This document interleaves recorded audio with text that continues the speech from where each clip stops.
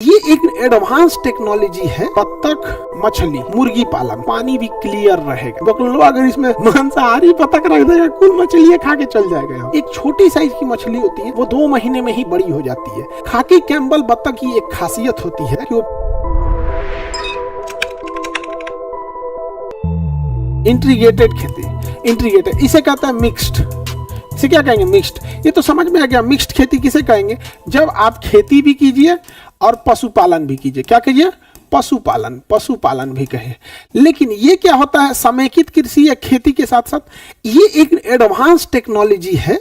Advance technology के तहत एक का वेस्ट पदार्थ दूसरे के लिए भोजन बन जाता है। एक का वेस्ट पदार्थ दूसरे के लिए भोजन बन जाता है। जैसे देखो, मछली जो होता है उसके शरीर को हाई प्रोटीन चाहिए, हाई प्रोटीन चाहिए।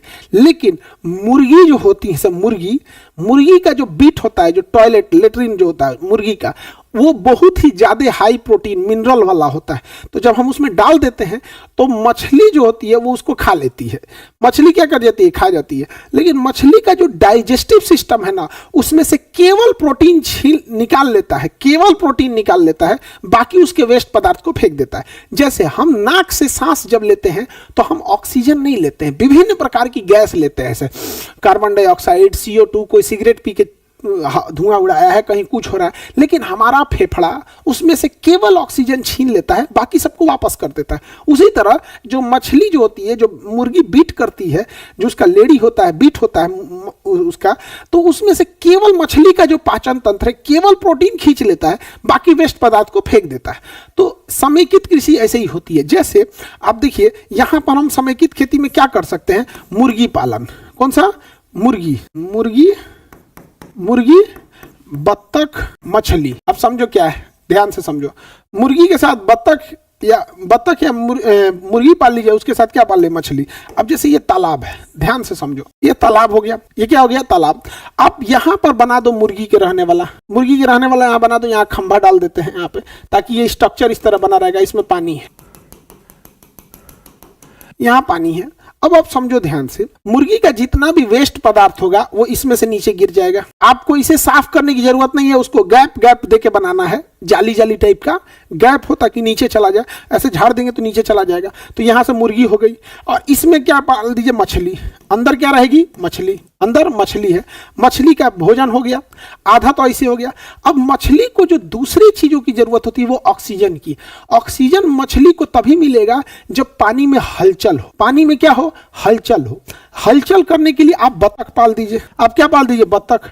यहाँ पे बत्तख जो होते हैं सब ना, इसे पानी पसंद है। बत्तख जलीय जीव नहीं होते हैं, इसे पानी पसंद है। अच्छा, बत्तख में भी जो पीले रंग का बत्तख होता है ना, पुलिस की वर्दी की टाइप का होता है, खाकी कलर का, उसे खाकी कैम्बल कहते हैं।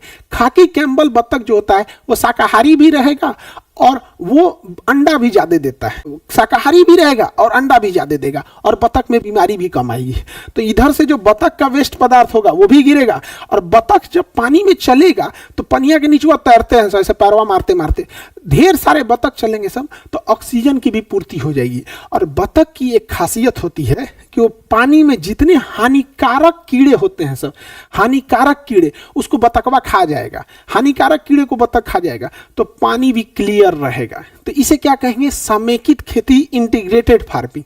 समेकित खेती या इंटीग्रेटेड फार्मिंग। और बत्तख सब में आप रेगुलर रहिएगा, चूना उना का छिड़काव कीजिएगा। आप देखिए, मुर्गी और बत्तख, इन दोनों के बैठने का जगह जो होता है वो साफ रहना चाहिए। तो जरूरी है कि आप इसे हर हफ्ते चूने का छिड़काव करें। चूना नहीं छिड़केंगे तो बीमारी आएगा। तो जैसे इस पे चूना छिड़केंगे तो चूना नीचे गिरेगा, और जैसे चूना पानी इसमें गिरेगा ऑक्सीजन बना देगा। चूना पानी में गिरते क्या बनाने लगेगा? ऑक्सीजन। तो जो हम चूना छिड़काव किए मुर्गी की सफाई के लिए, बत्तख के सफाई करने के लिए, जब वो चूना नीचे गिरेगा तो ऊपर तो सफाई भी कर दिया, और नीचे जैसे पानी में गिरेगा तो रिएक्शन करके चूना क्या बनाएगा? ऑक्सीजन बना देगा। तो मछली को ऑक्सीजन की भी पूर्ति हो गई। छोटी मछली को खा जाएगा। बत्तख शाकाहारी वाला ले रहे हैं या मांसाहारी वाला ले रहे हैं, इस पे डिपेंड करता है। बकलो अगर इसमें मांसाहारी बत्तख रख देगा मांसाहारी बत्तख रख देगा, कुल मछली खा के चल जाएगा यहाँ। नहीं समझे, आगे बढ़े। उसी को क्या कहते हैं, समेकित खेती। अब देखो मछली जो होती है, मछली को तालाब का ढाल तिरछा चाहिए होता है, तो इसलिए तालाब का ढाल जब तिरछा बनाएंगे तो मछली के लिए अच्छा होता है। लेकिन तालाब का ढाल खड़ा बना दीजिएगा, खड़ा तालाब का ढाल बना दीजिएगा तो वहां झींगा के लिए अच्छा होता है। तो चारों कोना जो रहेगा उसमें एक कोना का ढाल एकदम खड़ा बना दीजिए, उधर झींगा पाल दीजिए, खत्म कहानी, हो गया झींगा। समझ में गया कि नहीं आ गया? तो इसी को क्या कहते हैं, समेकित खेती, इंटीग्रेटेड फार्मिंग कहेंगे। क्या कहेंगे, इंटीग्रेटेड फार्मिंग। ये जो तालाब है, ये तालाब के पास पानी रहेगा कि नहीं रहेगा? तालाब के पास पानी रहेगा तो इसके साइड साइड में आप केला का पेड़ बो सकते हैं। क्या बो सकते हैं, केला का पेड़, क्योंकि केला को बहुत ज्यादा पानी चाहिए। केला को क्या चाहिए, बहुत ज्यादा पानी चाहिए। हो गया, केला के पेड़ को बहुत ज्यादा पानी चाहिए, तो साइड साइड में आप क्या बो दीजिएगा, केला का पेड़ बो दीजिएगा। हो गया। इससे फायदा क्या होगा कि अगर आपके खेत में, आपके तालाब में कोई जलन से जहर फेंक दिया ना, तो मछली के मरने की संभावना फिक्स है कि मर जाएगी। लेकिन जहर फेंकने की जानकारी अगर आपको मिल गई और समय रहते आप ये केला का पेड़ काट के उसमें फेंक देंगे ना, तो आप केला में देखिएगा ना, अंदर ना सेल बने होते हैं, छोटे छोटे छोटे छोटे, उसमें ना मोखा मोखा बना होता है, तो खींच लेता है अपने अंदर। तो जहर के प्रभाव को 50% कम कर देगा अगर केला के डंठल को छोटा छोटा छोटा छोटा काट के अगर उसमें फेंक देते हैं तो। हालांकि बहुत कम चांसेज होता है, यहाँ से जुड़ा आदमी को जहर खिया दो तो बच ही नहीं पाता, जिसके पास बुद्धि, हाथ पैर, दिमाग सब कुछ है, तो मछली कहाँ बचेगी।